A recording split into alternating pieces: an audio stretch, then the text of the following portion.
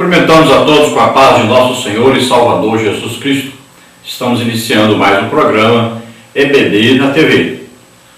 Nós estamos durante este segundo trimestre de 2018 estudando nas revistas da CPAD com o tema Valores Cristãos, enfrentando as questões morais de nosso tempo. Nós temos como comentarista da CPAD deste trimestre o pastor Douglas Batista, que é líder da Assembleia de Deus em Brasília. Hoje estaremos estudando a lição de número 12, que tem como título Ética Cristã e Política. Bom, então dentro desta lição de hoje, nós vamos falar aí sobre o cristão e a política. Então, vamos ver, o cristão é político, é um ser político. O cristão pode exercer um cargo político? Então vamos ver dentro dessa lição e vamos estudar aí dentro da ética cristã. Dentro então desse tema, nós vamos ver aí as seguintes partes e os seguintes tópicos da nossa lição. A primeira parte nós vamos ver aí uma perspectiva bíblica da política. Tópico 1, Deus governa todos os aspectos da vida humana, inclusive o político. Tópico 2, Deus levanta homens que o glorifiquem na política. Tópico 3, o Estado e a política. Tópico 4, o Estado e a Bíblia. Na parte 2 nós temos a separação do Estado da Igreja, uma herança protestante. Tópico 1, a união entre a Igreja e o Estado. Tópico 2, a separação entre a Igreja e o Estado. Tópico 3, um modelo de Estado laico brasileiro. Na parte 3 nós temos como o cristão deve lidar com a política. Tópico 1, o perigo da politicagem. Tópico 2, como delimitar a atuação da igreja. Tópico 3, ajustando o foco da igreja. Vamos então à leitura bíblica em classe, que está aí na carta do apóstolo Paulo aos Romanos, capítulo 13, versículos de 1 a 7. Toda alma esteja sujeita às autoridades superiores, porque não há autoridade que não venha de Deus, e as autoridades que há foram ordenadas por Deus. Por isso, quem resiste à autoridade, resiste à ordenação de Deus. E os que resistem trarão sobre si mesmos a condenação. Porque os magistrados não são terror para as boas obras, mas para as más. Queres tu, pois, não temer a autoridade? Faze o bem, que terás louvor dela, porque ela é ministro de Deus para o teu bem. Mas se fizeres o mal, teme, pois não traz debalde a espada, porque é ministro de Deus e vingador para castigar o que faz o mal. Portanto, é necessário que lhe estejais sujeitos, não somente pelo castigo, mas também pela consciência. Por esta razão, também pagais tributos, porque são ministros de Deus, atendendo sempre a isto mesmo.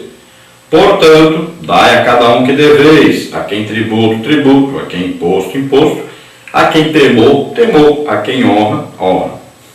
Então vemos que Paulo escreve essa carta, e a situação de sua época era o Império Romano dominando sobre os judeus. E a situação ainda não era de uma grande perseguição, como aconteceu em 68, 67, 69, até 70, quando o general Tito invade Jerusalém ali. E o povo judeu então vai sofrer consequências terríveis. Muita gente morre nisso. Mas o apóstolo Paulo está falando de uma situação quando o governo romano ainda não se metia muito com o cristianismo. Para eles, o cristianismo era como o judaísmo. Apenas eles achavam que tinha alguma divergência quanto a um defunto, que eles diziam, que Paulo dizia que ressuscitou. E os judeus não queriam falar nesse assunto, não queriam de jeito nenhum que se pregasse, divulgasse sua religião dentro desse assunto. Para eles era assim, era apenas uma questão de religião judaica, porque a partir do momento que foi iniciada a pregação do Evangelho, Jesus foi citado como Rei dos Reis, Senhor dos Senhores, e o Império Romano achava que era o quê? Uma ameaça ao seu império. Tanto é que quando Jesus morre, está escrito lá, foi colocado Rei dos Judeus. Os judeus diziam, pregue, diga lá nessa tábua que ele dizia que era Rei dos Judeus. Mas Pilatos diz o que escrevi, deixa lá. Então, no processo de Jesus constava que ele era um rebelde, que ele estava querendo assumir o lugar do imperador romano. Então veja só que essa religião, quando passou então a ser divulgada, o Império Romano via com maus olhos, achava primeiro que era uma questão de judaísmo, e depois, quando foi crescendo, o Império Romano viu como uma religião que não aceitava a adoração a César, que eles ensinavam, e uma religião anti-império romano, que queria colocar outro imperador no lugar do seu imperador César. Então Paulo, escrevendo aos cristãos, ele escreve uma carta principalmente aos cristãos que viviam em Roma, viviam debaixo de uma lei, de uma autoridade, romana, que exigia muita coisa que o cristão não poderia cumprir, porque senão teria que aceitar o imperador como um Deus. Então Paulo escreve para que eles estivessem sujeitos à autoridade, porque a autoridade é dada por Deus. Não são as pessoas que governam, as pessoas que têm essa autoridade que Deus escolheu. Deus não escolheu o imperador César nenhum para governar. Deus não escolheu Hitler para governar, Napoleão Bonaparte. Deus não escolheu Lula, Dilma, Temer, nada disso. Deus dá a autoridade para quê? Para que a sociedade funcione. Então tem muita gente que tem uma ideia estranha, que acha que Deus que colocou a pessoa para governar. Não, Deus dá a autoridade. Então a polícia tem uma autoridade? Sim, Deus que deu essa autoridade à polícia, para haver ordem. Mas Deus não escolheu os policiais, os líderes, nada disso. Assim como os governantes. O governo de Deus é teocracia, quem manda é Deus.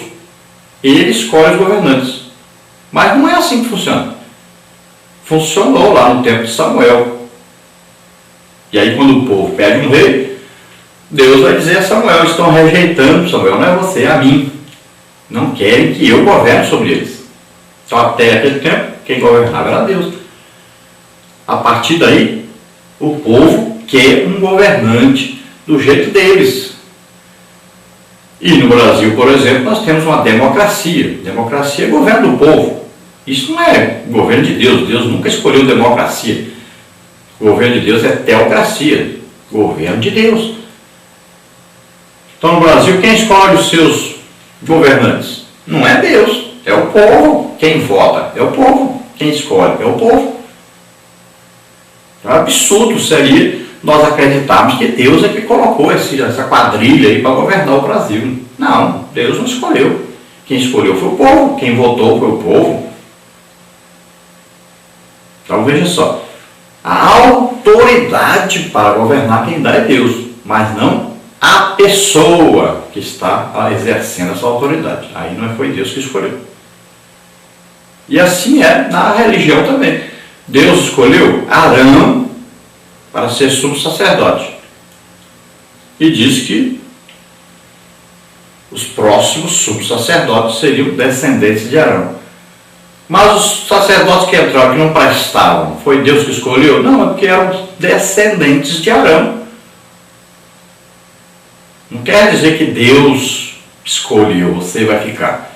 Não, porque eram descendentes de Arão e foram assumindo o lugar de Arão, seus descendentes. Muitos deles não prestavam. Veja só, não é Deus que escolheu aquela pessoa. Deus colocou um sistema para funcionar, mas já disse logo para o povo. Quando eles pediram o rei, ele disse: vai, Samuel, diga para o povo o que o rei vai fazer. Eles estão me rejeitando, eles não querem que eu governe sobre eles. Veja que é bem claro isso aí. Então Deus deu a autoridade de rei, deu. Mas Deus queria o quê? Que ele, Deus, governasse. É assim que Deus queria. Então Deus diz: olha, o povo está me rejeitando. Disse bem claro para Samuel. Então eu vou atendê-los. Assim acontece com o nosso país. Quem escolhe as pessoas para colocar no governo não é Deus. Agora, totalmente fora. Deus não escolheu ninguém para governar. Deus deu a autoridade para eles governarem. Então quem escolhe? O povo. Não tem voto. Não tem eleição esse ano. É Deus que vai escolher o candidato? Não. Somos nós que vamos votar. Então deveria a igreja analisar isso. Que partido é? Qual o projeto do partido? Esse partido, as ideias, os fundamentos combinam com a Bíblia? Eles querem aprovar leis antibíblicas? Esse candidato tem alguma coisa a ver com Deus? É um filho de Deus? É um cristão legítimo? É batizado nas águas? Batizado no Espírito Santo? É um servo de Deus? Frequenta a igreja? Vamos ver a família dele, vamos ver o passado, vamos ver aí a condução da sua vida, o seu caráter. É cristão? Nós não temos nenhum candidato assim. Infelizmente, essa é a realidade nossa. Nós não temos nenhum candidato digno de confiança. Candidato que não se corrompeu. Candidato íntegro, cristão, verdadeiro, legítimo, em quem nós possamos confiar, em quem nós possamos votar. Infelizmente não temos. Mas devemos votar e vamos escolher os candidatos. Vamos escolher o melhor que tem, sabendo que não é um cristão legítimo, mas nós vamos ter que escolher pelo menos o que chegue mais próximo, que vá seguir pelo menos algumas coisas que ajudarão o país. Agora, pelo menos temos que ter um critério de não escolher um candidato cujas bases políticas sejam contrárias à Bíblia. Um candidato que apoia aborto, um candidato que apoia casamento de homossexuais, um candidato que quer apoiar ideologia de gênero. Então esse aí nós não podemos nem mencionar. Não existe nem a mínima possibilidade de um cristão votar numa pessoa dessa. Um candidato aí que quer taxar a igreja, cobrar imposto da igreja. Então esse candidato para nós não serve. Então temos que tomar cuidado. Está nas mãos daquele que vai votar, aquele que vai governar. Quem está escolhendo somos nós. Nós estamos votando. Estamos escolhendo. Não vai falar que é Deus não, porque não é Deus não. Vamos ver então mais detalhes aí na nossa lição de hoje. A introdução diz assim: as Escrituras registram a liderança política de grandes personagens bíblicos, entre eles José, governador do Egito, Atos 7, 9 e 10, e Esté, a rainha da Pérsia e da Média, Esté 5, 2. Contudo, apesar desses exemplos, por muitas décadas a política foi satanizada no meio evangélico. Como resultado, e com sua omissão, a igreja permitiu que o poder político fosse exercido muitas vezes por ateus ímpios e imorais. Esse comportamento contribuiu para a eleição, por exemplo, de governos contrários à cultura judaico-cristã. Para mudar esse quadro, faz-se necessário que a igreja amadureça e aprofunde sua consciência política. Bom, nós sabemos que não existe um ser humano para dizer, não, comigo não existe política, sou contrário totalmente à política e tal. Por quê? Porque todo ser humano é político. Quando você escolheu lá o líder de classe, lá na sua escola, você estava fazendo política. Quando você escolhe aí quem vai ser o líder de mocidade na sua igreja, você está sendo político. Quem vai ser o professor de escola, quem vai ser um líder de departamento e tal, você está sendo político. Quando você vê aí uma eleição para quem vai ser o presidente geral aí da Assembleia de Deus, por exemplo, você está sendo político. Então, quando você fala mal do governo, você está sendo político. Então, todo ser humano é político. Porque a política é o quê? É o governar a polis, ou seja, uma cidade, né? Governar um povo, a maneira de se governar melhor. Então tem que haver autoridades. Nós falamos pessoas que vão governar sobre outras pessoas. Essas pessoas representam, na verdade, Deus. Veja bem, a pessoa pode ser a pior pessoa do mundo, mas ela tem uma autoridade de Deus sobre ela para governar. Senão, o país vira uma bagunça, né? Ninguém obedece a ninguém, não existe ordem. Então ele tem autoridade. Agora, se ele vai exercer essa autoridade obedecendo a Deus, aí nós não podemos saber e nem exigir que alguém que não conhece Deus obedeça a Deus. Então veja só o perigo que nós corremos, né? Porque quando nós escolhemos uma pessoa que não conhece Deus, nós vamos ter que aceitar leis que ele vai fazer, coisas que ele vai fazer, que são antibíblicas, que não são a vontade de Deus. Então, Deus colocou esse lado político no ser humano, mas Deus tem normas a serem seguidas. Então, como é que nós vamos saber o que é certo, o que é errado? O governo deve ser de Deus, deve ser da maneira de Deus. Mas o problema é que as pessoas não conhecem Deus e não obedecem a Deus e não vão procurar na Bíblia seus parâmetros. Então, nós escolhemos, temos que saber escolher. Quando se vai falar em política, sempre se procura no Antigo Testamento. Então vamos ver personagens bíblicos, né, que estiveram na política de grandes nações, poderosas nações.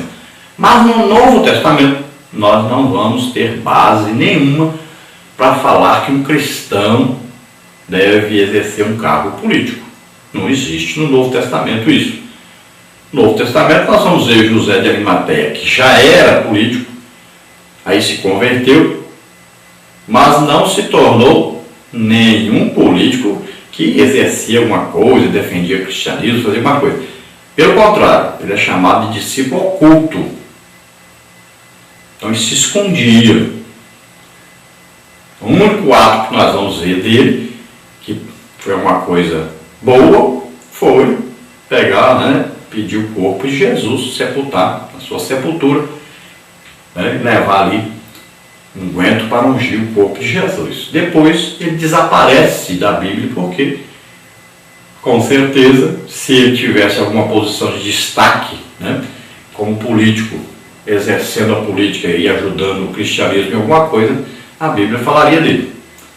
Vemos aí também Nicodemos, que foi ter com Jesus de noite, né, ocultamente, e também a Bíblia não vai falar dele, além do sepultamento de Jesus. Depois não se fala mais, porque também não teve nenhum destaque falando sobre cristianismo, pregando o evangelho, fazendo alguma coisa em prol do evangelho. A Bíblia não cita mais, então é porque não teve nenhum destaque. Mas também não se tornou político depois que aceitou Jesus, nem ele, nem Arimateia.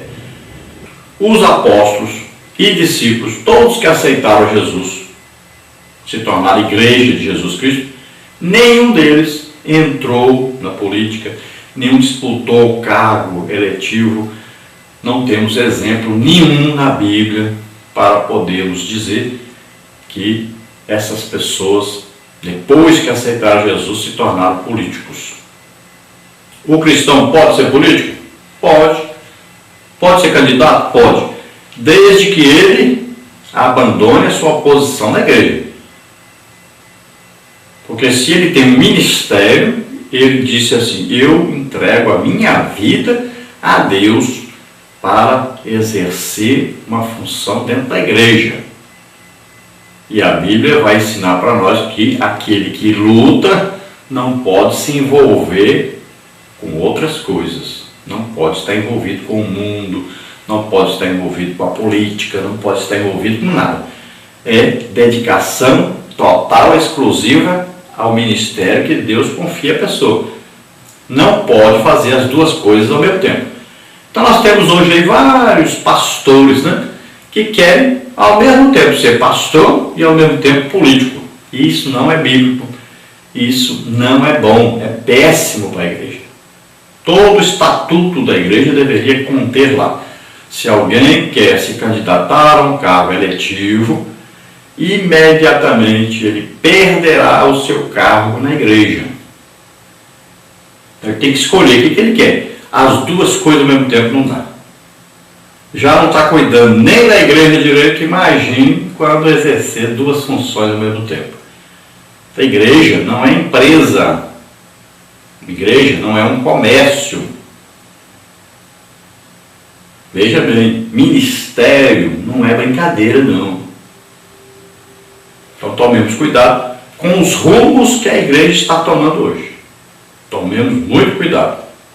Então, se você vai votar, tem um candidato cristão, crente, então, para escolher entre um candidato cristão, que não é muito cristão, mas entre ele e um ímpio, melhor escolher um cristão.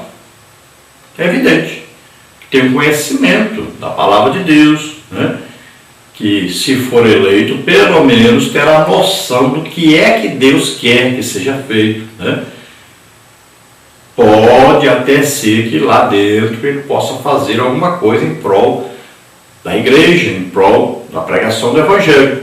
Alguns têm feito isso, né? No Congresso, aí nas prefeituras, nas câmaras. Então, existem. Fazem alguma coisa? Fazem. Fazem muita coisa ruim também? Fazem. Muitas vezes estão aí na corrupção? Estão. Na mentira? Estão. Mas, de vez em quando, eles fazem alguma coisa que presta. Pelo menos por quê? Porque conhecem o princípio bíblico. Então, se for para escolher, vote em um cristão. Vamos então à parte 1, que diz: uma perspectiva bíblica da política. Tópico 1, Deus governa todos os aspectos da vida humana, inclusive o político. Tópico 2, Deus levanta homens que o glorifiquem na política. Tópico 3, o Estado e a política. Tópico 4, o Estado e a Bíblia. Tópico 1, então, Deus governa todos os aspectos da vida humana, inclusive o político. As Escrituras mostram que Deus se relaciona diretamente conosco em todos os aspectos da vida. Mateus 6,33. Buscai primeiro o reino de Deus e a sua justiça. Todas essas coisas serão acrescentadas. Então Deus está falando aí que existe o reino de Deus, ao qual nós pertencemos, não é? Nós representamos o reino de Deus na terra. Agora existem as outras coisas. Então, se nós estivermos dedicados ao reino de Deus, as coisas que nós precisarmos, Deus acrescentará. Isso significa que Ele intervém em nossa jornada diária, pois o Pai Celeste trabalha para aquele que nele espera. Isaías 64:4. Nesse aspecto, a Bíblia mostra que o Altíssimo remove os reis e estabelece os reis. Daniel 2:21. Porque não há autoridade que não venha de Deus, e as autoridades que há foram ordenadas por Deus. Romanos 13:1. Então veja bem que Daniel está citando que o controle geral de tudo, da autoridade, pertence a Deus.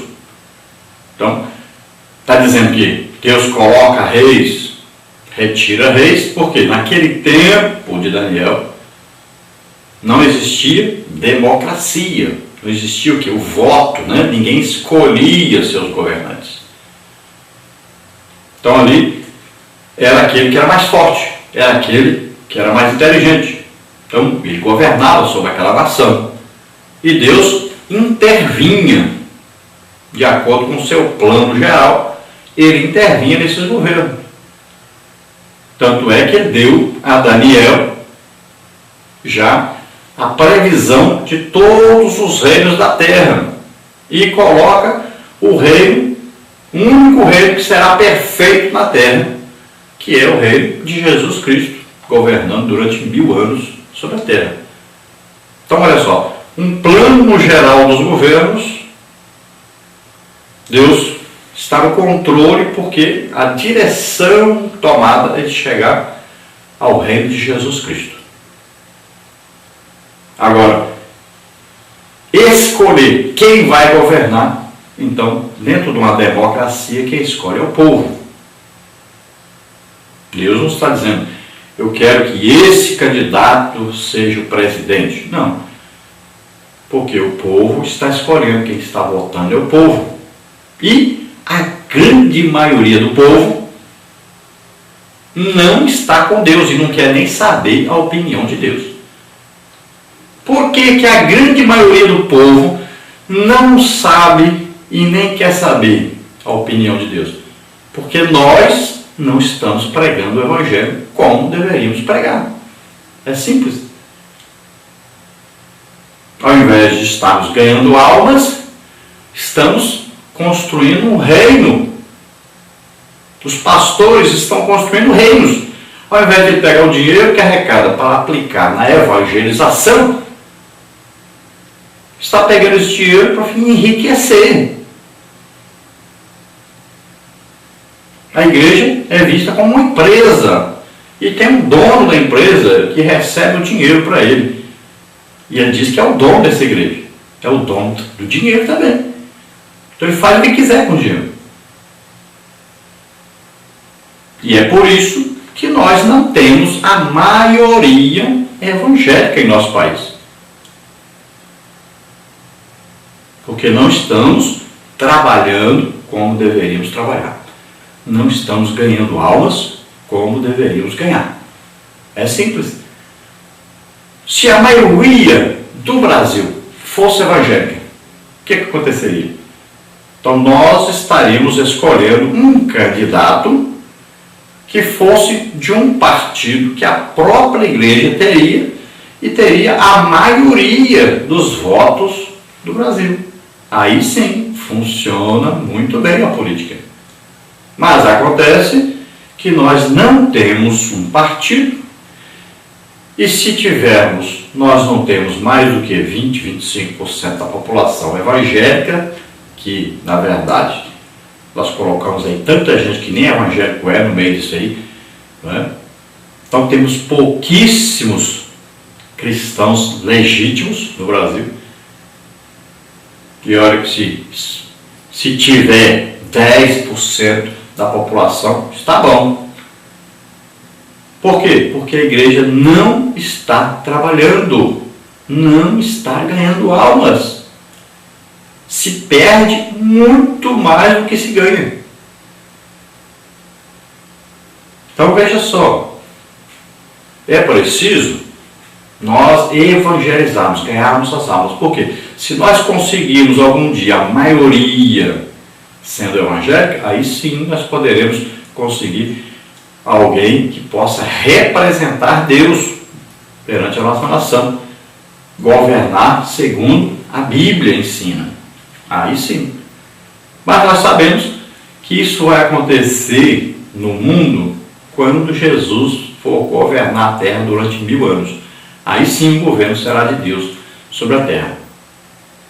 Antes disso, nós não temos, biblicamente falando, não temos nenhum governo que seja aí dentro da obediência a Deus e a sua palavra.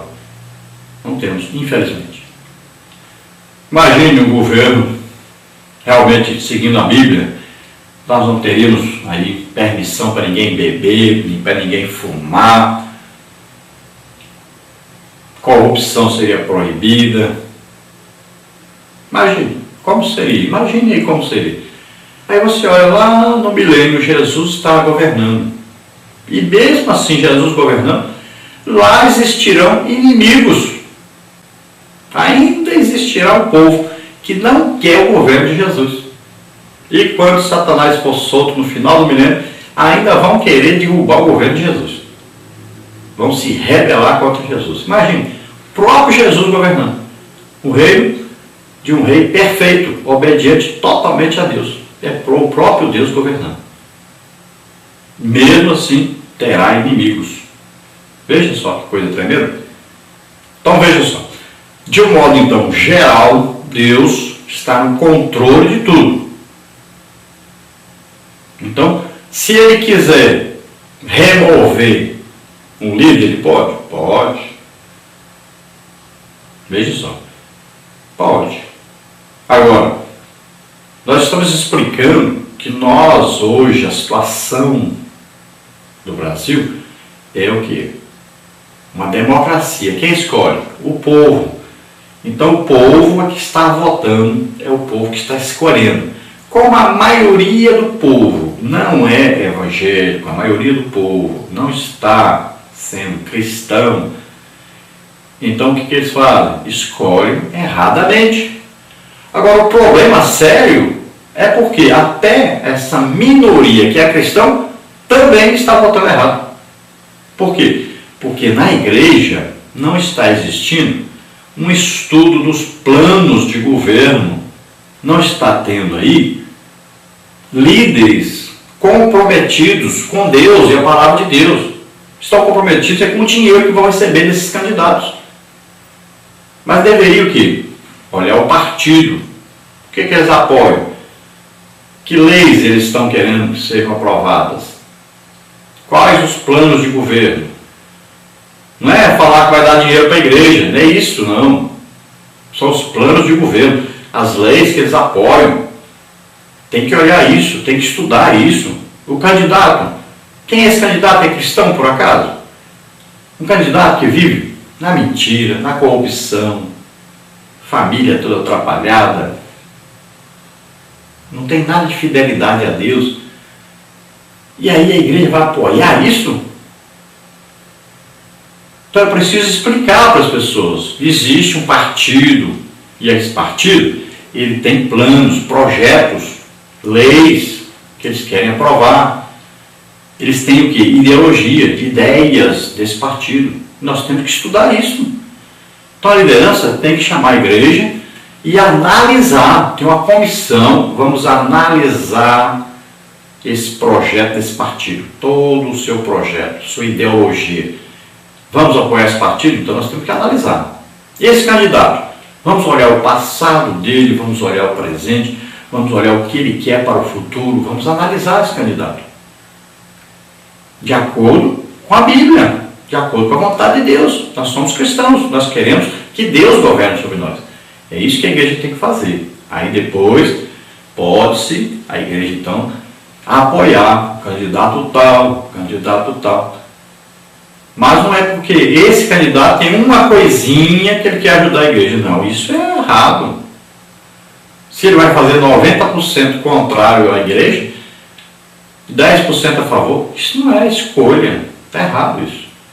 Então tome cuidado. Liderança está hoje tentando influenciar as pessoas a troco de dinheiro. Estão ganhando dinheiro para poder influenciar as pessoas. Nós temos visto coisa tremenda dentro da igreja hoje. Pastores, pelo amor de Deus, não vão para a televisão fazer propaganda política. Parem com isso, estão apoiando pessoas irresponsáveis, pessoas que dão péssimo testemunho diante da sociedade. Pessoas que só estão visando dinheiro, posição, não querem ajudar ninguém não. Faço isso não. Olha o jogo desigual, vocês estão se colocando no jogo desigual com os infiéis. Cuidado, não faça isso não. Muito feio. E ainda usam o tempo central, às vezes, da gente. É a igreja. Não brinque com a igreja, não. A igreja é de Jesus Cristo. Cuidado. Muito cuidado com o que você está fazendo. Então aqui o nosso comentarista diz que sim, o Deus Altíssimo governa o aspecto político da vida no mundo.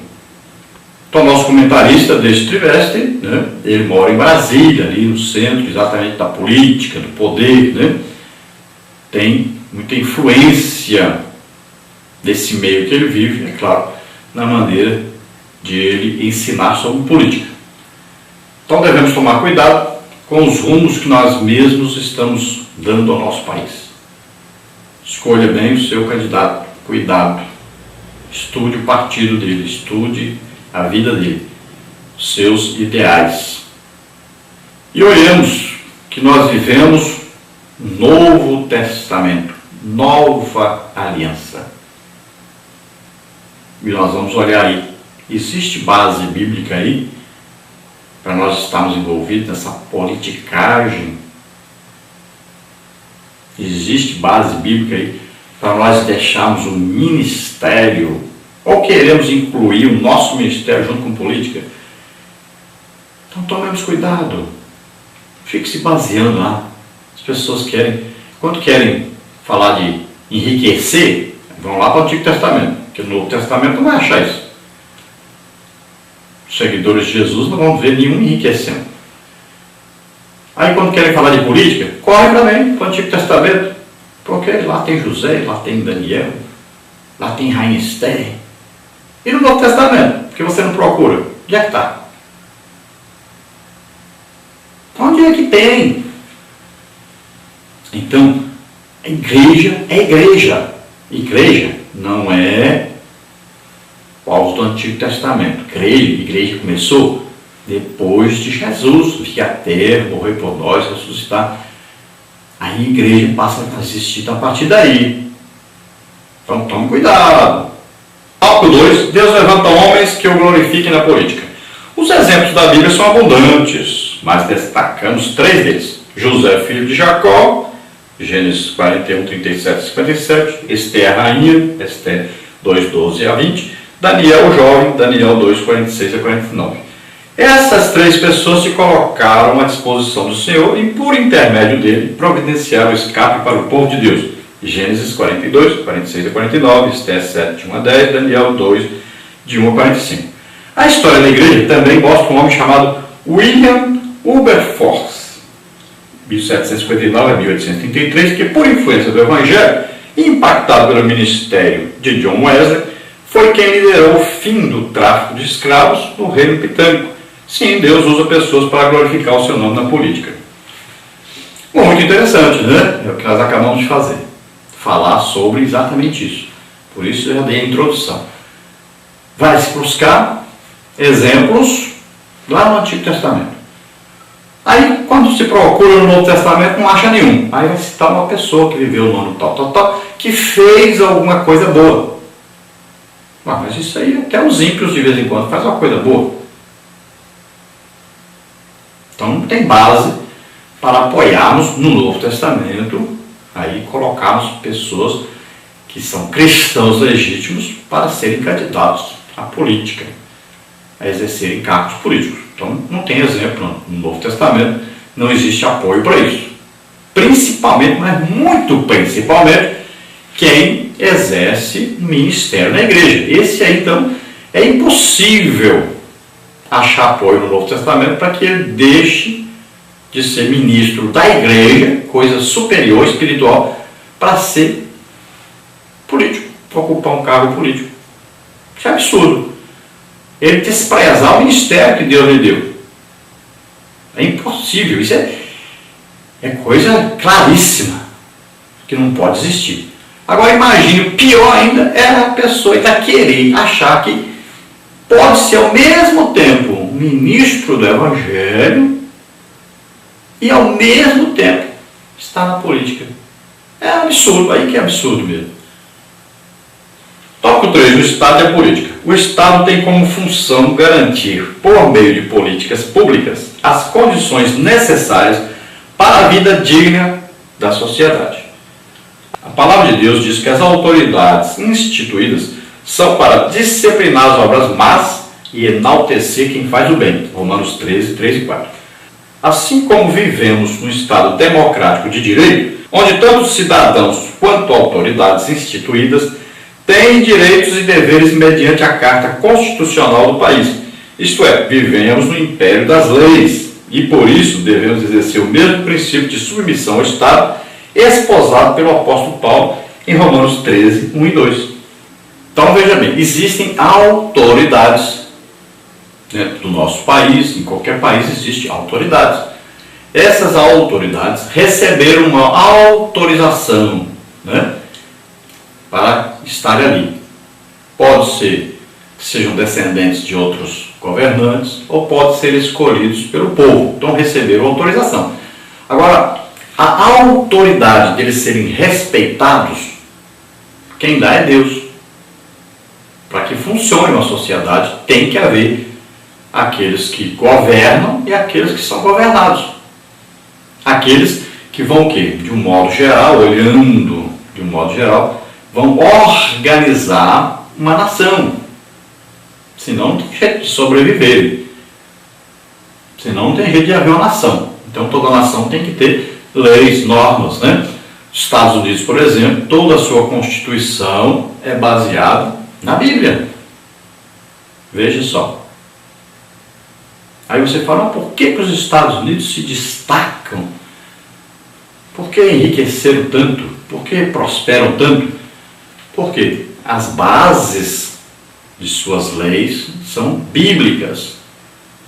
E os Estados Unidos sempre teve a maioria evangélica. A maioria da população evangélica sempre teve. Vem caindo nos últimos tempos, vem. Quando eles têm um governo ruim, pode ver quem está aí lá em cima é uma pessoa que não tem base bíblica. É uma pessoa que não está seguindo o Evangelho. Veja só. E assim está ocorrendo. Pode reparar direitinho que você vai descobrir isso. Os melhores presidentes são aqueles que são evangélicos, que têm uma base evangélica. Às vezes nem é muito evangélico, né? Mas pelo menos tenta seguir uma base evangélica. Esses que se dão melhor, que fazem o melhor governo, que prosperam mais. Nós temos hoje, por exemplo, nos Estados Unidos, o vice-presidente que deu uma entrevista, né, na TV, dizendo: pastores, pregue o evangelho. Olha só, onde é que nós vamos ver isso por aí? Um presidente dizer isso. Nós sabemos que lá, quando existe uma reunião, o presidente pede primeiro que haja uma oração, pedindo a Deus orientação do que fazer. Imagine, é muito diferente, né? Então, por isso nós vemos uma nação que prospera, uma nação que governa, uma nação que tem influência sobre outras nações. Então nós podemos melhorar muito, mas o dia que nós estivermos aí tendo uma base bíblica no nosso governo. O que atrapalha o nosso país é a corrupção. Não são aposentados, não são aí as pessoas do povo em geral, não é saúde, a política, a segurança. O que atrapalha o nosso país, principalmente hoje, são aí a quadrilha que governa o nosso país. Todos roubam um pouco. E são o quê? Trilhões roubados. Trilhões roubados todo mês. Como é que um país desse pode crescer? Então nós temos que parar isso e começar de novo, mas com outras pessoas. Porque essas pessoas que estão aí estão todos viciados já nisso. Não vai pensar que se nós colocarmos essas pessoas aí e falarmos para elas que daqui para frente vai ser diferente, que elas vão ser diferentes, não. Existe um esquema montado. Essas pessoas participam desse esquema. Recebem benefícios desses esquemas aí que tem. Não adianta a gente colocá-los de novo, não. Eles não vão mudar. Se houvesse uma conversão, tudo bem. A pessoa aceita Jesus como Senhor e Salvador, existe uma conversão, uma mudança de vida, de atitude. Só essa a solução. Então, como eles não querem saber do Evangelho, só tem um jeito. Não podemos colocar nenhum deles de novo lá no poder. Porque é um vício. Existe um esquema, não tem jeito, eles não vão sair disso aí. Agora, uma coisa é evidente, nós temos que ser submissos à autoridade que Deus deu a essas pessoas que estão no governo. Nós temos que obedecer às leis. Agora, desde que estas leis não sejam antibíblicas. contrárias à Bíblia. Nenhum cristão deve se submeter a uma lei antibíblica. Vai custar a sua vida? Pode ser que custe. Então você vai ter que tomar uma decisão. Você quer ser crente ou não? Quer ir para o céu ou não? Então você tem que tomar uma decisão. Então nós vamos ver que os apóstolos, foram todos mortos durante um governo que era antibíblico. Paulo mandou obedecer às leis, mas não disse vocês têm que obedecer às leis que são antibíblicas. Não, Paulo não ensinou isso. Ele disse para obedecer às autoridades. Você quer viver bem? Ore pelas autoridades, para que você viva tranquilo. E ore para que eles não façam leis antibíblicas. Porque se fizer, você não tem a obrigação de seguir. Você vai arriscar? Vai arriscar. Perder sua vida, perder as coisas que você tem. Vai arriscar. Se você quer ir para o céu, é assim. Então veja só, cuidado. Porque tem gente achando que o apóstolo Paulo está dizendo: não, você tem que obedecer todas as leis que eles fazem aí. Não é isso que ele está dizendo, não. Veja bem que quando ele fala das autoridades, ele vai dizer que as autoridades, eles vão fazer o quê? Louvam aqueles que são bons, praticam bem, praticam a palavra de Deus, fazem o bem, e punem aqueles que fazem o mal. Agora, e se os governantes acharem que o mal é aquilo que você faz para Deus que está na Bíblia? Aí a encrenca está feita. Olha só, você vai ser considerado fora da lei, vai dizer que você está transgredindo uma lei. Por quê? Porque essa lei é antibíblica e você não aceita. E aí? Você vai obedecer à autoridade? Se a autoridade disser para você que você só pode ter um filho, se a autoridade disser para você que você tem que fazer aborto, se a autoridade disser para você, pastor, por exemplo, que você tem que fazer um casamento aí de homossexual, então você tem que decidir qual atitude você vai tomar diante de uma lei antibíblica. Porque se você ceder, você está indo contra o princípio de Deus, contra a Bíblia. E aí você não entra no reino de Deus, você não é salvo, não adianta. Então, tomemos cuidado, porque se nós vamos escolher candidatos que têm leis antibíblicas, depois nós vamos ter que seguir essas leis antibíblicas.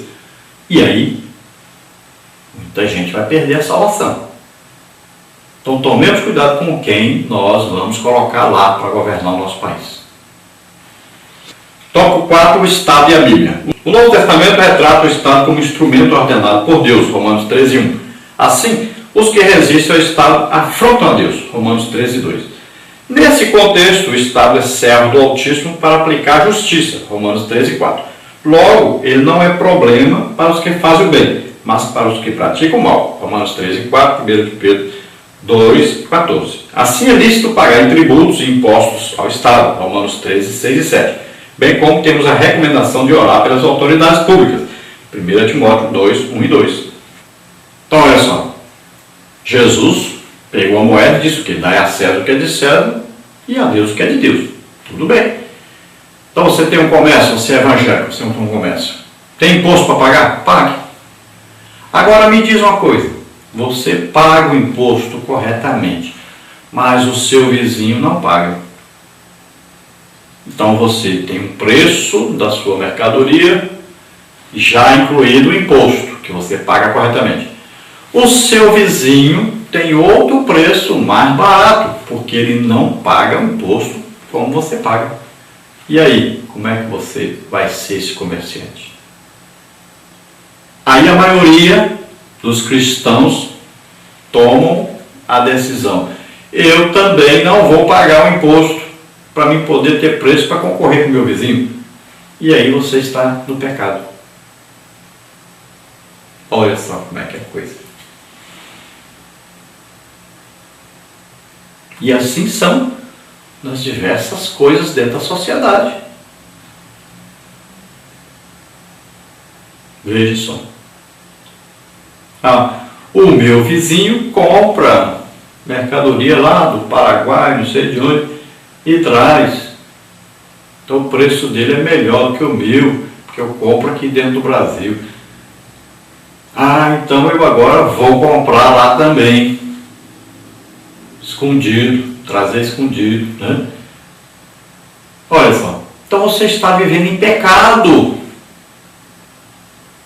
Dinheiro para você é mais importante que a salvação. E assim em todas as áreas. Então o político está lá. Ah, esse político aqui, ele assina aí os projetos, concorda com tudo que o partido manda, e ele está se dando bem. Tem milhões aí em contas na Suíça e por todo lado.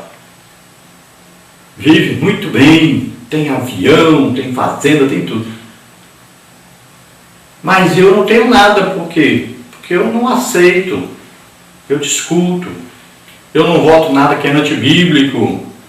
Ah, já sei, eu vou agora fazer como ele, vou me dar bem também. E é isso que os nossos políticos cristãos têm feito. Acordos políticos.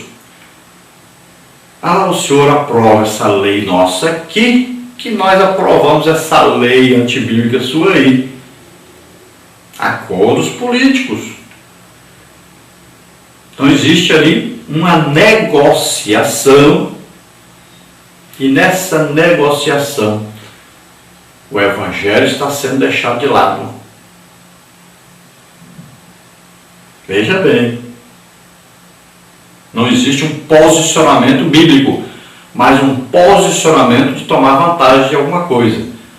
Nós votamos, quanto cada um vai ganhar para votar nisso? Nós votamos. Cada um vai ganhar 1 milhão para votar nisso? Nós votamos.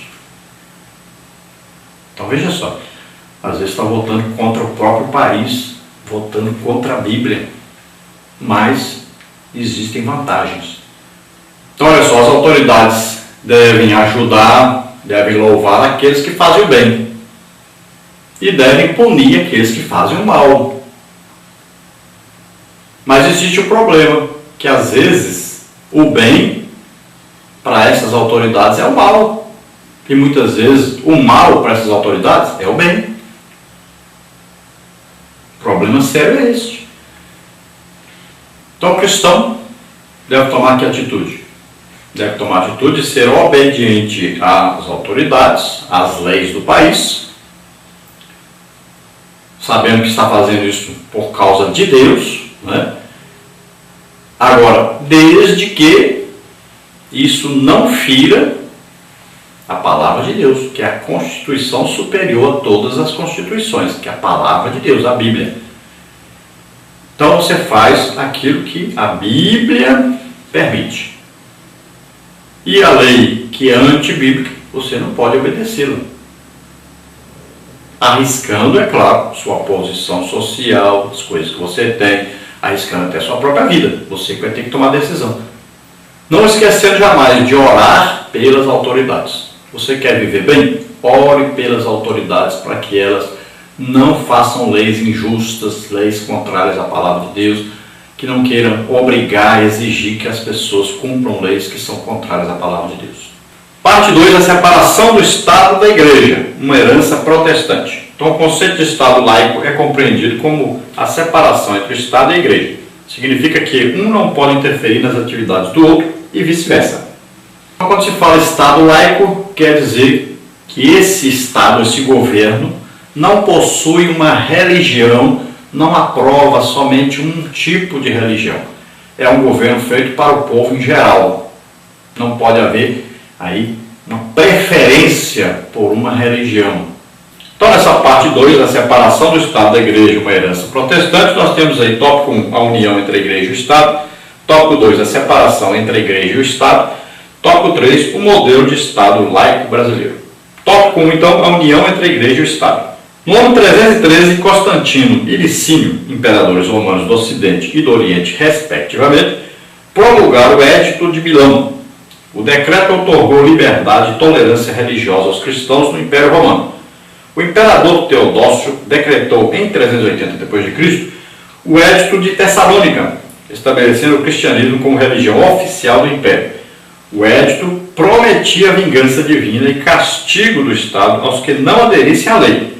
A partir de então, a união entre a Igreja e o Estado passou a ser indiscutível. A exemplo da deformação da nação de Israel, o início dessa união trouxe até benefícios, mas em seguida essa mistura foi trágica. 1 Samuel 10:1, confere com 8, 10 a 19. Então olha só, quando existiu então a união entre a Igreja e o Estado, no início foi bom, por quê? Não houve mais do que aquela perseguição que havia antes. Mas isso foi o quê? Uma arma satânica, na verdade. Por quê? A religião unida com o Estado trouxe o poder do Estado sobre a Igreja.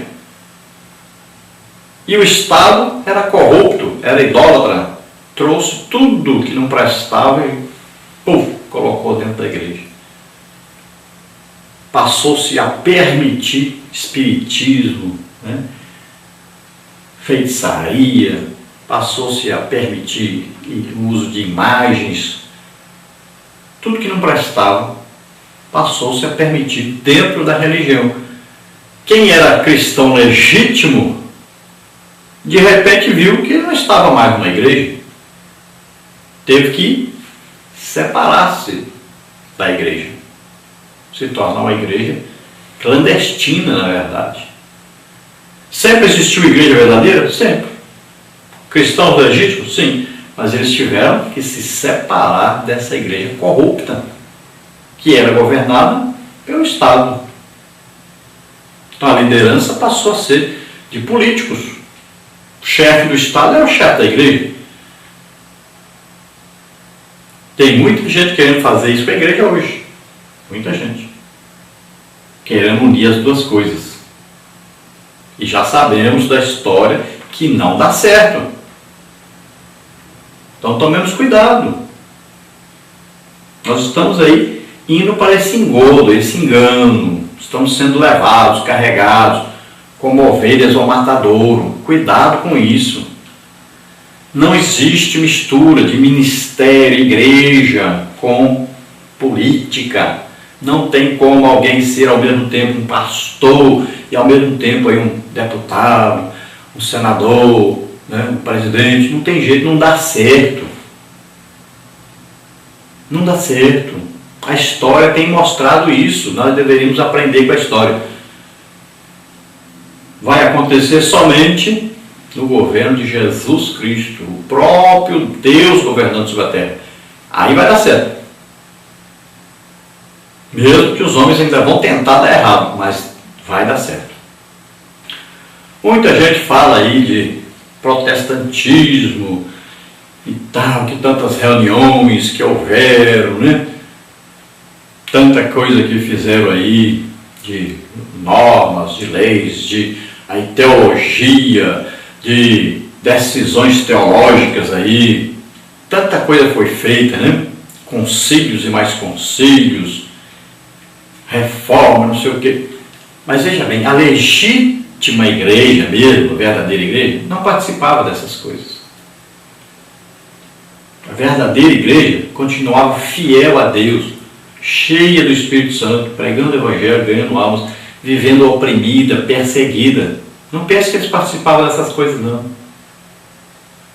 Essa briga aí de Armínio e vai por aí a todos os líderes daquela época, as discussões teológicas, concílios e mais concílios, reforma, contra-reforma, Lutero, Calvino, Armínio, não sei o quê.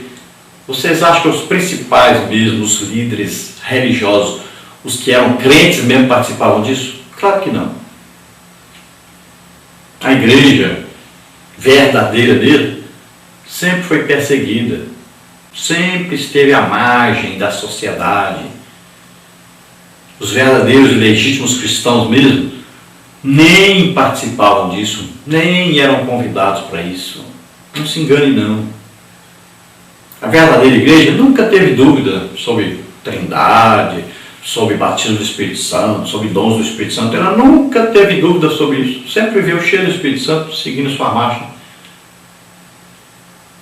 Esses homens que buscavam poder, dinheiro, estavam metidos no meio da política, é que faziam essas reuniões. Eram patrocinados pelo governo que existia. Eles, mesmo a legítima igreja mesmo, nem participavam dessas coisas. Tópico 2, a separação entre a igreja e o Estado. Ao fim da Idade Média, os ideais humanistas valorizavam os direitos individuais do cidadão. Isso despertou nos cristãos a necessidade de reformar a igreja, especialmente o clero, os sacerdotes. Os abusos de Roma e a venda de indulgências deflagraram a reforma em 1517 na Alemanha. O monge Martinho Lutero rompeu com o catolicismo romano. Foi a partir da reforma que, paulatinamente, os conceitos de liberdade, de tolerância religiosa, de democracia e de separação entre igreja e Estado foram alçados ao status de direitos fundamentais. A palavra de Deus mostra que a ideia de Estado e igreja não dará bons resultados. Atos 4, 1 a 7. Por isso o Estado não deve interferir na igreja, nem a igreja no Estado. Todavia o povo de Deus jamais deve faltar com a sua voz profética diante das injustiças e pecados sociais. Então aqui eu quero chamar a atenção para duas frases aqui. Parece que fala uma frase e depois desmancha, mas essas frases são importantíssimas. Vamos ver. Diz assim, olha, a palavra de Deus mostra que a ideia de Estado e igreja não dará bons resultados. Viu aí? Estado e igreja não dará bom resultado. A união dessas duas. Não sei porque a insistência de alguns em unir essas duas coisas. Não dá bom resultado. Isso está provado claramente. A história mostra claramente. Quando há união entre Estado, igreja, Estado, não dá certo. As duas coisas não combinam. Então, muito boa essa frase. Segunda coisa, diz aí, olha aí.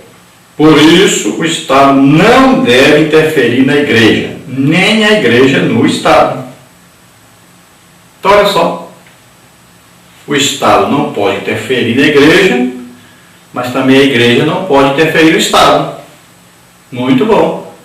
Então, por que nós queremos interferir lá no Estado? Veja bem, se a maioria do povo brasileiro fosse evangélica, automaticamente o líder que nós escolheríamos para governar o país seria um evangélico. Normal. Maioria escolhe um candidato. Bom demais. Normal isso.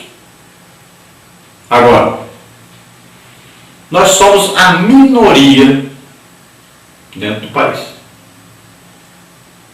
Cristãos legítimos, vamos dizer, 10%. Vamos exagerar, então vamos colocar aí 30%. Mas 30% não é 50%, nem 51%, é 30%. Então, veja só, nós não vamos conseguir colocar um candidato que seja um cristão legítimo lá. Tirá-lo, é claro, de qualquer cargo na igreja, de qualquer posição na igreja. E colocá-los lá na política. E vigiar essa pessoa, claro, tem que vigiar, saber se ele está seguindo a palavra de Deus, se ele está representando a igreja realmente, né? Chamamos atenção, corrigimos e podemos tirar essa pessoa se ele não cumprir, se ele não estiver obedecendo a palavra de Deus. Então deveria ser assim. Agora, nós não conseguimos colocar um candidato nosso lá, não adianta, porque a maioria não é evangélica. Então, nós temos que fazer o quê? Nós vamos ter que pegar um candidato que vai se candidatar e que siga o máximo possível do que a Bíblia concorda. E aquilo que a Bíblia não concorda, nós vamos analisar. O que isso vai causar à sociedade? O que isso pode prejudicar a igreja? Então, se isso causar prejuízo à igreja, então esse candidato, nem esse serve. Então tomemos cuidado. No Brasil, por exemplo, nós não temos nenhum candidato digno de confiança da igreja. Infelizmente. Nenhum. Então seria uma escolha do menos pior. Veja só. Aí você vai decidir se você quer escolher o menos pior ou se você não quer escolher nenhum, porque nenhum vai seguir a palavra de Deus, vai ser obediente à palavra de Deus, então você que vai decidir. Mas você não pode escolher aquele que é o seu plano de governo, é uma afronta ao Evangelho. Total, cuidado. Então não coloque um ímpio sobre você. Cuidado com o jugo desigual. Cuidado para não colocar sobre você, para governar você, governar a sua família, governar o seu país, alguém que você sabe que é ímpio, que é contrário à palavra de Deus, que vai ditar normas, leis antibíblicas. Tópico 3. O modelo de Estado laico brasileiro. A Constituição do Brasil outorga ao cidadão plena liberdade de crença e garante o livre exercício dos cultos e liturgias, além da proteção aos locais de adoração. Artigo 5º. No artigo 19 está definida a separação entre Estado e Igreja, mas ressalva, na forma da lei, a colaboração de interesse público. Assim, embora o Estado brasileiro seja laico, ele não é ateu. Desde os primórdios, o ser humano tem a necessidade de cultuar a Deus. Salmos 42:1. Portanto, o Estado não pode negar a natureza religiosa do indivíduo. Então, o Brasil se declara aí laico, ou seja, o Estado não tem uma religião, que ele possa dizer uma religião oficial do Estado. Também, o Estado não pode ser anti-Deus, não pode ser ateu. Mas o que acontece? Na realidade, existe a preferência pela maioria do país que é católico apostólico romano, ou seja, idólatra, contrário à palavra de Deus. Então existe aí uma preferência. E também existem aqueles que governam que são ateus declarados, que é anti-Constituição também. E existem aqueles que são totalmente contrários à Bíblia. São aqueles que praticam afronta à palavra de Deus, que estão fazendo desse país uma coisa terrível. Vamos ver aí, de 10 anos para cá, né, o que essas pessoas estão fazendo com o Brasil. A liberação total aí, apoio total ao homossexualismo, cartilhas e mais cartilhas sendo distribuídas nos colégios, ensino demoníaco nos colégios, ideologia de gênero sendo pregada, ensinada por toda parte, coisa terrível. Eles conseguiram fazer um grande estrago na sociedade brasileira. Livros, desde que esse governo maligno entrou lá, livros foram trocados, histórias foram recontadas, tudo foi mudado para ter uma consciência em todos os brasileiros totalmente contrárias aos princípios bíblicos que existiam na sociedade brasileira. Coisa terrível que tem acontecido, talvez você não tenha percebido. Quem está fora do país é melhor de perceber isso. Se você ver os comentários, você vai ver que pessoas que moram fora foram mudados os livros. O ensino passou totalmente a ser contrário à palavra de Deus. As aulas de religião foram retiradas dos colégios. Tudo que ensinava sobre Deus, sobre os princípios divinos, foram retirados. A história foi mudada.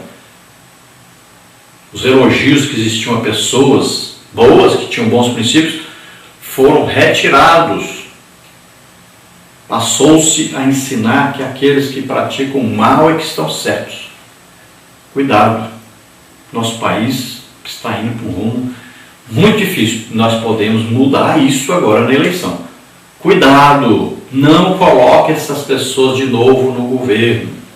Cuidado. Cuidado com o seu voto. Porque saiu uma gangue e entrou outra que segue a mesma cartilha. Então, o Estado laico, ele não pode ter uma religião de preferência, embora no Brasil tenha. e não pode interferir na religião, como muitas vezes tem interferido, tem tentado de toda maneira interferir. Já existem várias leis querendo interferir mais ainda. Então tomemos cuidado, porque o país de repente pode deixar de ser laico, e depende do seu voto. Se você continuar votando nesses que estão aí, ou que estiveram agora no governo passado, muito cuidado, você estará de repente votando numa mudança radical, que pode prejudicar muito, mas muito mesmo o país. Parte 3, então, como o cristão deve lidar com a política. Tópico 1, perigo da politicagem. Tópico 2, como delimitar a atuação da igreja. Tópico 3, ajustando o foco da igreja. Então o cristão precisa tomar cuidado com a politicagem e defender com temor a Deus a sua situação política. Então veja bem, política partidária quer dizer partido, grupo, divisão. Então isso na igreja é um perigo. Existe a divisão de repente da igreja, e aí a igreja desunida, dividida em grupos, ela perde toda a presença de Deus, perde todo o seu impulso missionário. É terrível. A divisão em grupos na igreja pode causar até a saída de muita gente, perca de muitas almas. Tome cuidado, você que é líder, cuidado com a politicagem na igreja, cuidado com esse negócio de escolher partido, candidato, não sei o quê, e ainda querer empurrar pela goela abaixo dos crentes isso. Cuidado, você pode dividir a igreja, pode fazer muita gente sair da igreja, pode muita gente perder até a salvação por causa de você. Tópico 1, então, o perigo da politicagem. Os dicionários em geral conceituam politicagem como política reles e mesquinha de interesses pessoais. O perigo dos atos politiqueiros envolvendo os cristãos é colocar em descrédito o evangelho e a igreja. Assim, os políticos contrários às convicções cristãs não podem receber o apoio nem o voto da igreja. No cristianismo primitivo, a igreja em Corinto foi advertida a observar o seguinte princípio: não vos prendais a um julgo desigual com os infiéis, porque que sociedade tem a justiça com a injustiça? Que comunhão tem a luz com as trevas? E que concórdia entre Cristo e Belial? Ou que parte tem o fiel com o infiel? 2 Coríntios 6, 14 e 15. Então, olha só, política de interesse pessoal. A pessoa não quer ajudar as pessoas, não quer ajudar o país. Ele quer se dar bem, quer se enriquecer, quer ter uma alta posição social. E muitas vezes quer escapar da cadeia. Aí quer entrar na política se alguém ter depois a imunidade. Né? Muitas vezes é isso também. Então tomemos cuidado. Tem gente dentro da igreja assim. Tome cuidado. Então a politicagem, querem obrigar as pessoas a votar em determinada pessoa, que todo mundo sabe que não deve votar. E aí está acontecendo, vem de cima para baixo, como se fosse o voto de cabresto, né? Como os fazendeiros faziam antigamente, né? Que os donos de terras e tal, faziam isso antigamente. Você quer continuar dirigindo uma boa igreja grande? Então tem que votar em mim. Cuidado, senão te mando para uma igreja pequenininha. Será que tem isso na igreja? Oh Deus, ajuda. Ajuda-nos, porque estão precisando de ajuda. Coisa difícil. Então está bem claro, olha só, um versículo aí da Bíblia, né, coloca por terra mesmo, acaba com esse negócio de crente na política. Olha só, o partido não é legitimamente cristão, sua base, sua ideologia não é legitimamente cristã, apoia muita coisa que não é bíblica, e aí o crente vai entrar nesse partido. Já é jogo desigual com os infiéis. Vai ter que apoiar tudo que está escrito lá pelo partido. Toda a ideologia do partido você vai ter que apoiar. E existem ainda as coligações que esse partido tem com partidos antibíblicos e que você vai ter que apoiar. Você está no meio, não tem jeito, você tem que se submeter a isso aí. Então, já é clara aí essa condição de julgo desigual. Então, cristão, Não se meta com política. Você não pode se entrar no meio da política. Você vai se meter no jogo desigual com os infiéis. Fique fora disso. É coisa difícil da pessoa entender. Parece um verme, um bicho ruim que entra na pessoa. Ele fica cego totalmente. E a politicagem, ela divide totalmente a igreja, separa totalmente os crentes, faz muito crente ficar odiando o outro. Se Jesus voltar, vai ficar muita gente na época da política aí, na época da eleição. Muita gente. Então cuidado. Cuidado, crente. Não se mete nisso não. Fica de fora, só orando, intercedendo, pedindo a Deus para ajudar, para ter misericórdia dessas pessoas. Tópico 2. Como delimitar a atuação da igreja? Os princípios éticos devem ser estritamente observados. O púlpito da igreja não pode dar lugar ao palanque eleitoreiro. É verdade que a igreja precisa de conscientização política, mas isso não significa ocupar o espaço de adoração e pregação da palavra em campanhas políticas. Conscientização política é uma coisa, campanha política é outra. Esta não cabe no espaço de culto do corpo de Cristo. Nesse sentido, a conscientização política da igreja deve ser fundamentada em princípios cristãos. Isso significa que o cristão deve analisar as propostas e as ideologias dos partidos políticos sob a ótica cristã. Isaías 5:20. Diz o que? Ai dos que ao mal chamam bem e ao bem mal, que fazem da escuridade luz e da luz escuridade, e fazem do amargo doce e do doce amargo. Então aqui fala do púlpito da igreja. Eu já vi candidato que é macumbeiro, feiticeiro, espírita, idólatra, pregar o evangelho em época de política. Vi vários candidatos, são verdadeiros demônios, usarem o púlpito da igreja para fazer política. Infelizmente. Acontece no Brasil inteiro. Oh, meu Deus, tenha misericórdia.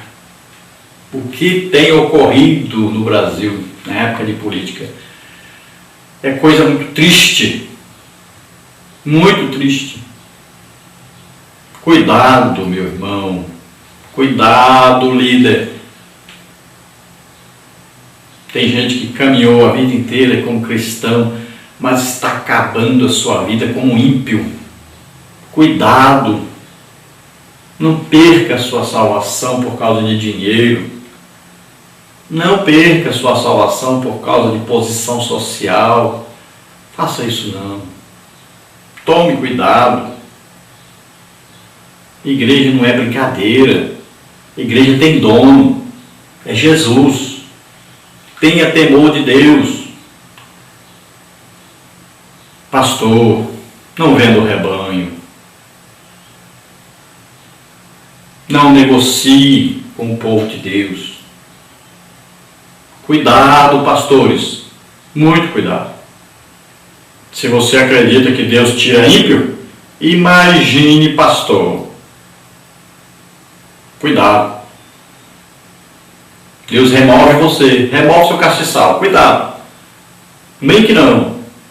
Então deve haver conscientização. Sim, a igreja pode reunir o povo, suas lideranças, discutir o projeto do partido tal. Por que esse partido nós não podemos votar nele? Olha aqui, porque ele tem as leis assim, ele tem a ideologia assim, ele tem leis que querem aprovar assim, são contrárias à Bíblia. Ah, isso aqui o partido até é bom, mas o candidato é assim, assim, assim, assim. Candidatos aí casados 2, 3 vezes, candidato beberrão, tem de tudo na política. Candidato feiticeiro, tem de tudo. E aí a igreja vai apoiar esse tipo de coisa? Então, deve-se discutir? Sim, tudo bem. Mas culto é culto, culto é a Deus.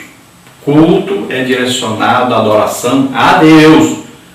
Não coloque aí político para pregar, para falar, para aparecer, ficar no púlpito, como quem não quer nada, distribuindo lá os seus santinhos lá fora. sendo apresentados com toda a pompa. Cuidado, pastor, você está querendo influenciar o povo. Cuidado. Dinheiro não é tudo, não.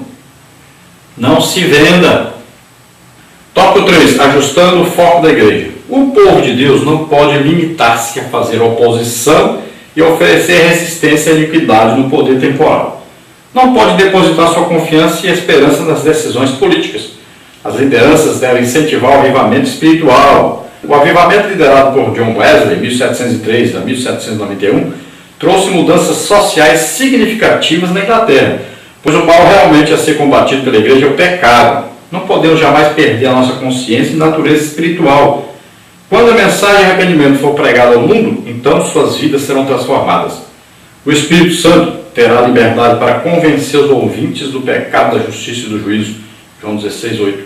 À medida que verdadeiras conversões a Cristo ocorrem, na mesma proporção, a nossa nação sofre transformações espirituais e sociais. Viu aí que maravilha? Se nós colocarmos isso em prática. Qual é o papel da igreja? Qual é o papel dos pastores, dos líderes? A evangelização dos povos. Quando o povo conhece a Deus, ele passa a escolher os candidatos que vão obedecer a Deus, passam a exigir tomadas de posições do governo que apoiam as coisas de Deus. É simples isso. Então, o que nós temos que fazer? Pregar o Evangelho. A igreja está na terra para pregar o Evangelho. A igreja não está na terra para governar aí a terra. Não. Jesus estava na terra, ele poderia governar. Ele governou? Não. Paulo, Pedro, João, olha aí, representavam o reino de Deus na terra. Algum deles foi ser político para representar o governo de Deus na terra? Algum deles levantou uma rebelião contra o governo romano? Jesus fez isso? Os apóstolos fizeram? Nada disso. Então, olha bem, a igreja está na terra para pregar o Evangelho de nosso Senhor e Salvador Jesus Cristo. Limite-se a fazer isto. Muito cuidado com esse desejo de enriquecimento, pois aquele que tem esse desejo ama mais o dinheiro que a Deus. O Deus dele é Mamon, não é o nosso Deus. Saia disso enquanto você pode. Vamos à conclusão que diz: diante do cerceamento de algumas liberdades, a igreja começou a despertar-se para a realidade política. As mudanças e as transformações sociais passam pelo processo político. Por que então não eleger candidatos verdadeiramente vocacionados para a vida pública e que reproduzam a moral cristã? Por que não apoiar políticos que rejeitam as leis contrárias aos princípios cristãos? Para tanto, a igreja precisa ocupar o seu espaço e influenciar positivamente a sociedade. Mateus 5, 13 a 16. Bom, Mateus 5, aí fala de luz, né? Sal da terra, luz do mundo. Então nós temos que ser exemplo para o mundo. Vamos ganhar as almas e a sociedade em geral será mudada, transformada totalmente. Nós temos que ganhar as almas para Jesus, não é para os homens. E a igreja deve fazer o seu papel no mundo, que é pregar o Evangelho, ensinar o Evangelho de Jesus Cristo. E não cabe à igreja interferir, não cabe à igreja representar o poder humano. A igreja não está na terra para ter o poder humano na sua mão, mas para representar o reino de Deus. O reino é espiritual.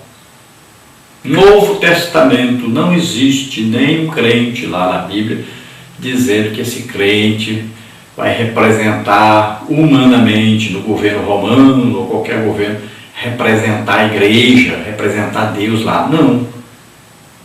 Estão todos ocupados pregando o Evangelho, dando as suas vidas pelo Evangelho. Dando as suas vidas pelo Evangelho. É isso que estão fazendo. Esse é o papel do cristão. Então, voltamos a dizer, se existe um cristão metido lá na política, mesmo que o seu partido seja contrário à Bíblia, mas tem um cristão, então vote nele. É melhor que votar no ímpio. Isso é. Se nós formos fazer a comparação, melhor é. Agora, o certo é nenhum cristão se meter em política. E essa politicagem, essa política partidária, política que divide, política que está por trás de tanta coisa ruim, tanta coisa má, principalmente política corrupta que está governando o nosso país. Vamos orar agora. Se você deseja aceitar Jesus como Senhor e Salvador da sua vida, vamos orar por você agora. Comece uma vida nova com Deus. Seja transformado pela presença do Espírito Santo em você. Seja uma nova criatura. Passe a divulgar a palavra de Deus, a salvação de Jesus Cristo. Vamos orar. Pai querido, em nome de Jesus, olhe, Senhor, para essas vidas agora. La sacra interna sarefrosamastede. Ajuda, Senhor, essas vidas a se chegarem a Ti agora, Senhor. Em nome de Jesus, solta toda doença, toda enfermidade, solta essas vidas. Vem, Senhor, com Teu poder sobre essas vidas. Senhor, liberta, Senhor, esses que estão aprisionados por esse mal terrível de estar na política, Senhor. Livra-os, Senhor, livra-os desse mal. Ajuda-os, Senhor, para que possam pregar o Evangelho, ter desejo de Te servir, de serem fiéis a Ti. Em nome de Jesus, nós te agradecemos. Amém. Glória a Deus. Aleluia. Se você deseja nos convidar para estarmos aí na sua igreja, dando palestras sobre Escola Bíblica Dominical para professores, superintendentes, obreiros, aí os líderes, para também os interessados, palestras de EBD fazemos, mandamos apostila para você, para que você tire cópias aí, venda, e com a venda dessas apostilas você paga todo o evento, ainda ajuda-nos com alguma oferta. Se você quer que nós façamos uma palestra sobre escatologia, sobre família, idosos, casais, jovens, também mandamos aí para você uma apostila, mesma coisa, você vai tirar cópias, vender aí, você tranquilamente pode fazer um grande evento sem gastar nem um centavo da igreja. Você quer fazer palestras sobre missões, sobre evangelismo, sobre dons do Espírito Santo, o círculo de oração, qualquer coisa que você pode nos convidar, nós estaremos aí com você. Então nós vamos passar para você agora o que nós temos marcado, para você não marcar a mesma data. Então entre em contato conosco, está aí o nosso telefone, o DDD é 99 e o telefone é 991520454. Ele é TIM. E nosso e-mail é Henrique, aí L de Luiz, H de Henrique, A de Almeida, S de Silva. Henrique Lhas, Henrique L-H-A-S, @hotmail.com. Então entre em contato conosco, nos convide, nós estaremos aí com você. Vamos ver então a nossa agenda. Nós temos neste fim de semana, então, Araguaína, Tocantins. Estaremos aí na Igreja Evangélica Assembleia de Deus, em Araguaína, Tocantins, um pré-jubileu de ciclo de oração, com o pastor Geraldo Magela, que é o pastor presidente, o pastor da congregação é o presbítero Paulo Roberto, líder do ciclo de oração, irmã Maria de Jesus, lá na rua Rui Barbosa, 475 Centro. A irmã Maria de Jesus é a esposa do pastor Lalo, muito conhecido. Então esteja conosco lá neste fim de semana, que é dia 16/6, em Araguaína, Tocantins. É o templo sede, então, da Igreja Evangélica Assembleia de Deus aí, de Araguaína, Tocantins. Dia 24 de agosto, nós estamos aí na congregação Unção Divina, lá com o Ivanildo, uma palestra para a família. Então esteja lá conosco, Imperatriz Maranhão. Dia 29 e 30/9, então estaremos aí em São José dos Campos, palestra de EBD, Igreja Evangélica Assembleia de Deus, Ministério Belém, pastor Daniel Santos, o vice é o pastor Claudinei, superintendente da EBD, o pastor Gilberto, e o vice-superintendente de EBD, Diácono Sandro. Então esteja lá conosco, dia 29 e 30/9. Dias 19, 20 e 21/10, estaremos em Cuiabá, Mato Grosso, palestra de EBD, lá na Igreja Central, Igreja Evangélica Assembleia de Deus, Nova Aliança, ADNA, pastor presidente Edivaldo José. Esteja conosco então em Cuiabá, 19, 20 e 21/10. Dias 3 e 4 do 11 estaremos em Barueri, São Paulo, Igreja Evangélica Assembleia de Deus, Círculo de Oração, Irmã Rosimeire, Jardim Paulista. Esteja lá conosco. Dias 16, 17 e 18 estaremos nas Ilhas Martha's Vineyard, Estados Unidos, uma festa de jovens. Então esteja lá conosco, você que é aí dos Estados Unidos. Dias 24 e 25 do 11 estaremos em Japeri, Rio de Janeiro, no curso de capacitação para professores, também e outras atividades.